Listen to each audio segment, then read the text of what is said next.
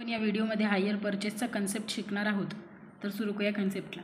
एक असतो ए, एक असतो बी. दोन माणसं आहेत, एक आहे ए आणि एकाचं नाव आहे बी. एने बीला गुड्स सेल्स केलेत गुड्स. सपोज टू त्याने व्हॅन सेल केली. एला म्हणायचं सेलरलाच म्हणतात वेंडर. याने बीला सेल केलं आहे तर बीने काय केलं आहे, परचेस केलं आहे तर याला म्हणायचं परचेसर. याने याला गुड्स दिले तर याने याला कॅश द्यायला पाहिजे होती, पण याने कॅश नाही दिली. हा म्हणला का तू काय, माझ्याकडे आता पैसे नाहीत, तू काय कर, मला हायर परचेसचा एक ॲग्रीमेंट बनवून दे, त्याच्या बदल्यात मी तुला डाऊन पेमेंट देतो. आणि या डाऊन पेमेंटच्या आणि हे जे हायर परचेसचे ॲग्रीमेंट आहेत याचे मला इन्स्टॉलमेंट बनव, मी तुला या इन्स्टॉलमेंटवर देतो इंटरेस्ट. आणि एक स्पेसिफिक टाईम फ्रेम असते त्याच्यामध्ये, मग मी तुला तुझा इन्स्टॉलमेंट आणि तुझे इंटरेस्ट वगैरे सगळे पे करतो. तर याचे जेव्हा आपण जर्नल एंट्री सॉल्व करतो तेव्हा आपल्याला सगळ्यात महत्त्वाची गोष्ट म्हणजे असते हे golden rules. Debit what comes in, credit what goes out. बघायचं की आपल्याकडं काय यायलं आहे आणि त्याला डेबिट करायचं. समजा कॅश यायली तर कॅशला डेबिट करायचं. समजा आपल्याकडून चाललं आहे असेट तर असेटला क्रेडिट करायचं. त्याच्यानंतर debit all expenses and credit all incomes and gains. बघायचं वेंडर म्हणजे असेट विकणारा, असेट त्याने विकायला आहे तर याच्या बुकमध्ये येते इंटरेस्ट, याने याला इंटरेस्ट देणार आहे. हे जे इंटरेस्ट याला यायला आहे हे आहे याचं इन्कम, तर याला क्रेडिट करायचं म्हणजे इन्कम क्रेडिट होणार. अशा प्रकारे आपण जेव्हा डोकं लावून एंट्रीज करू तर तेव्हा हे गोल्डन रूल्स खूप आपल्याला महत्त्वाचे येतात. तर debit what comes in, credit what goes out हे वाला एक रूल. त्याच्यानंतर debit all expenses and losses, credit all incomes and gains, debit the receiver, credit the गिवर. नंतर आपण डायरेक्ट जाऊया एंट्रीजकडे. तर सगळ्यात पहिले एंट्रीज बघूया आपण हायर वेंडरच्या बुकमध्ये. इथं असतात दोन मेथड, एक असते सेल्स मेथड, एक असते इंटरेस्ट सस्पेन्स मेथड. जेव्हा आपण सेल्स मेथडने क्वेश्चन सॉल्व करतो तेव्हा हे इतका एक कन्सेप्ट लक्षात ठेवायचा की आपण जे सॉल्व करायला ते डोकं लावून सॉल्व करायचं. आपण एंट्रीज बघायला वेंडरच्या बुकमध्ये, तर वेंडरच्या बुकमध्ये परचेसरचं नाव येते. वेंडरच्या बुकमध्ये परचेसरचं नाव यायलं आहे. सगळ्यात पहिले वेंडरनी याला असेट सेल केला. पहिला rule, debit what comes in, credit what goes out. आपलं काय चाललं आहे, ॲसेट चाललं आहे. कम्स इन आपल्याकडे काय यायला, कॅश यायला पाहिजे होती, कॅश आली का, नाही आली. हायर परचेसचा ॲग्रीमेंट आला, कोण बनवून दिला, परचेसरने बनवून दिला. मग त्याच्यामुळं परचेसरचं नावाला करायचं डेबिट आणि टू हायर परचेस सेल. जर का नॉर्मल सेल असलं असतं तर आपण काय केलं असतं record, cash account debit to sales account. पण इथं कॅश येत नाही, याला ट्रीट करायचं क्रेडिट ट्रान्झॅक्शनसारखं. त्याच्यामुळं ही entry hire purchase account debit to hire purchase sales account. ही एंट्री आणि इंटरेस्ट सस्पेन्स मेथडनी जर का आपण सेम क्वेश्चन सॉल्व केला तर ही एंट्री सेम होते. म्हणजे हे आपण इथं 10 मार्काचा क्वेश्चन बघायलोत, इथं 10 मार्काचा क्वेश्चन बघायलोत, पण आपण कम्पेअर करून बघायलोत जेणेकरून आपल्याला कळेल का चेंज कुठे आहे. जेव्हा आपण सेल्स मेथडने दुसरी एंट्री बघतो तर तेव्हा दुसरी एंट्री होते डाऊन पेमेंटची. दुसरी एंट्री डाऊन पेमेंट. आता हे आहे वेंडर, यांनी असेट सेल केला तर याच्याकडे पैसे येतील.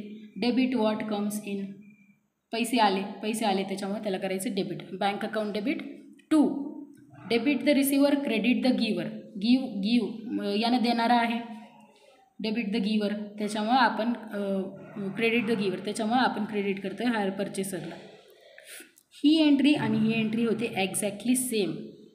जेव्हा आपण सेल्स मेथडने आणि इंटरेस्ट सस्पेन्स मेथडने सॉल्व करतो तेव्हा 6 एंट्र्या याच्यामध्ये पूर्ण सेल्स मेथडमध्ये होतात 6 एंट्र्या आणि जी आपली मेथड आहे इंटरेस्ट सस्पेन्स मेथड त्याच्यामध्ये होतात 7 एंट्र्या. तर जी एक एंट्री आहे ती आहे ही second entry change, hire purchase account debit to hire purchase interest suspense account. फक्त इथं चेंज होते, ही एक एंट्री एक्स्ट्रा ॲड होते. जेव्हा आपण ही एंट्री करतो तेव्हा इथली अमाऊंट लिहायची नाही, पूर्ण 3 वर्षाच्या 4 वर्ष जेवढे आपल्या इन्स्टॉलमेंट दिल्या तेवढ्या सगळ्या एंट्रीज लिहायच्या. मग त्याचा पर्टिक्युलरली इंटरेस्ट काढायचा आणि इथं आपल्याला घ्यायची टोटल. त्याच्यानंतर डाऊन पेमेंटची एंट्री, त्याच्यानंतर hire purchase account debit to interest. आता विचार करायचा, हे जे वेंडर आहे ह्याने असेट दिला, पहिली क्रिया झाली असेट द्यायची, ॲसेट ट्रान्सफर. दुसरं आहे down payment.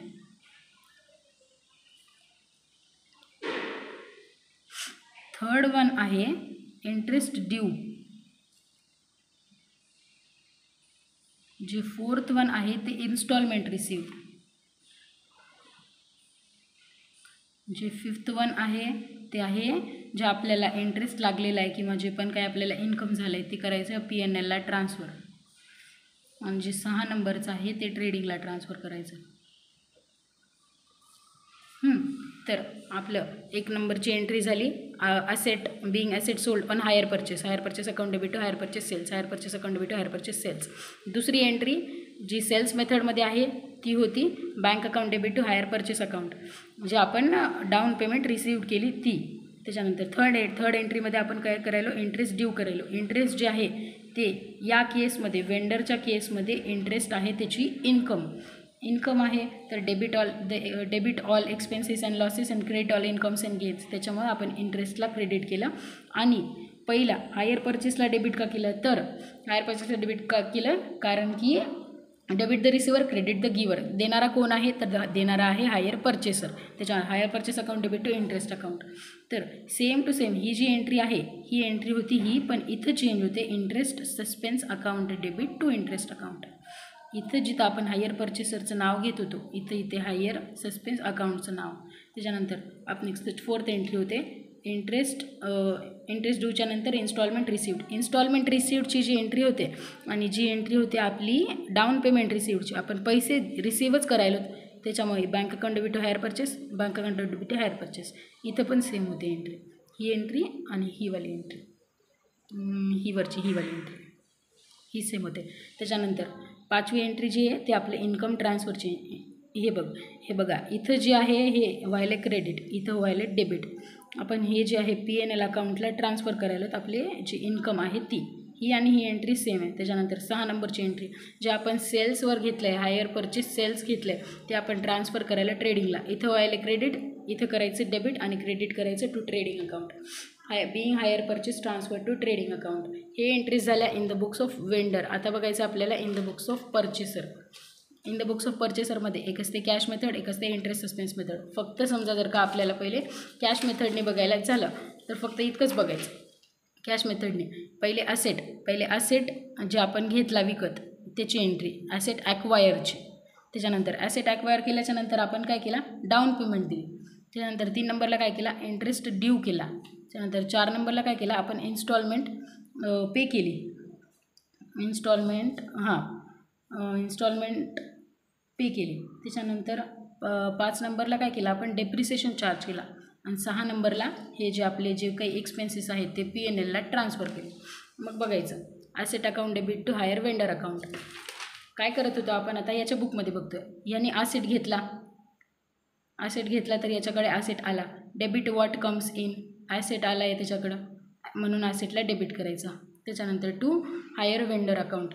Higher vendor account credit debit the receiver credit the giver. देणारा या नाही त्याच्यामुळे याला करायचं क्रेडिट.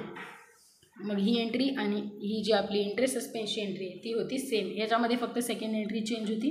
सेकंड एंट्रीला येणार hire purchase interest suspense account debit to hire vendor account. जर का लक्षात राहत नसेल तर असं लक्षात ठेवायचं, पहिली entry asset account debit to hire vendor account. दुसऱ्या एंट्रीमध्ये पण हायर वेंडर खाली घ्यायचं, वर फक्त लिहायचं आपल्याला hire purchase interest suspense account आणि लिहायचं being total interest of hire purchase record. त्यानंतर जी सेकंड एंट्री आहे ती आपली होती डाऊन पेमेंटची. डाऊन पेमेंट जी आपण रिसीव्ह केली होती ती आता पे केली होती ती जे आपण डाऊन पेमेंट पे करायला होतं. Debit what comes in credit what goes out. पैसे चाललेत दुसऱ्यांकडे, तर आपण करणार बँकला क्रेडिट. त्याच्यामुळे बँकला क्रेडिट केलं. ज्याच्याकडे चाललेत त्याला करायचं debit what comes in debit the receiver credit the giver. Receive करणारा आहे हायर वेंडर म्हणून hire vendor account debit to bank. त्याच्यानंतर इंटरेस्ट ड्यूची एंट्री. या केसमध्ये हे जे इंटरेस्ट आहे ते आहे expense. Debit all expenses and losses credit all incomes and gains. त्याच्यामुळे आपण इंटरेस्टला केलं debit. Interest account debit to hire vendor account. Interest देणारा कोण आहे, क्रेडिट द गिवर. त्याच्यामुळे हायर वेंडर अकाउंट झालं क्रेडिट. ही एंट्री आणि ही एंट्री सेम आहे. त्याच्यानंतर hire vendor account debit to bank. ही जी 4th नंबरची एंट्री आणि जी 2nd नंबरची एंट्री होते म्हणजे जी इन्स्टॉलमेंट पेड, इथं पेड.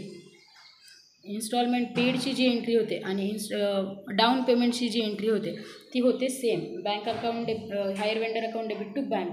त्याच्यानंतर डेप्रिसिएशन चार्ज करायचं. डेप्रिसिएशन आपला आहे एक्सपेन्स, डेबिट ऑल एक्सपेन्सेस, त्याच्यामुळे डेप्रिसिएशन चार्ज करायचं आणि ॲसेटची व्हॅल्यू कमी व्हायली त्याच्यामुळे त्याला क्रेडिट करायचं.